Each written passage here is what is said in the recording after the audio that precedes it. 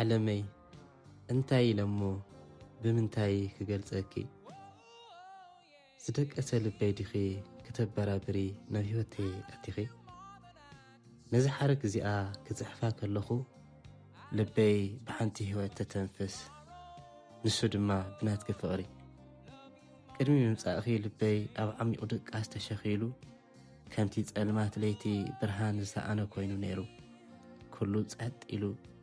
ህይወተይ ትርጉማ ሲኢና መዓልትታተይ እውን ከምኡ ነይረን ግን ድሕሪ ምምጻእኺ ኩሉ ተቐይሩ ከምቲ ፀሓይ ንጸልማት ገፊፋ ንግሆ እተበስር ከምኡ ድማ ንስኺ ንልበይ ካብቲ ዝነበረ ድቃስ ኣበራቢርክዮ እቲ ዝነበረኒ ህወከት ጠፊኡ ኣብ ክንድኡ ድማ ሓድሽ ተስፋ ሓድሽ መጻኢ ክሰንቕ ጀሚረ እቲ ጥዑም ድምጽኺ እቲ መሳጢ ስሓቅኪ እቲ ርህሩህ ኣንደበትኪ ኩሉ ኣብ ልበይ ሓድሽ ወግዒ ጽሒፉ ምስትንፋስኪ ህይወት ይኾነኒ ምህላውኪ ድማ መጸናንዒ ይኾነኒ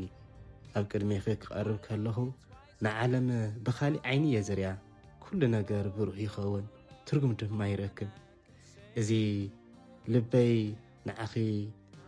ክንደይ ታሪኽ ከም ዘለኪ መግለጽኺ እዩ ልበይ ድማ ኩሉ ግዜ ንኽትቕጽሊ ጥራይ እዩ ዝምነ በቃ መወዳእታ ንዘይብሉ ስቑኢልኪ ምሳይ ክትቕጽሊ ከምቲ ዝጀመርክዮ ንልበይ ከተበራብር እዮ ንህይወተይ ብርሃን ክትኮኑ እዮ እቲ ምሳኺ ዝነበረና ጊዜያት ክሳዕ ክንደይ ጥዑም ምንባሩ እንዳዘከርኩ ንመጻኢ ድማ ብተስፋ ምሳይ ክትህሉ እየ ዝጽበቕ ጽብቕተይ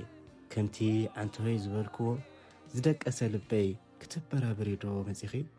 እወ መጺኽለይ ንዘለዓለም ድማ ኣብ ዝፋን ልበይ ብፍቕሪ ኣወቂበ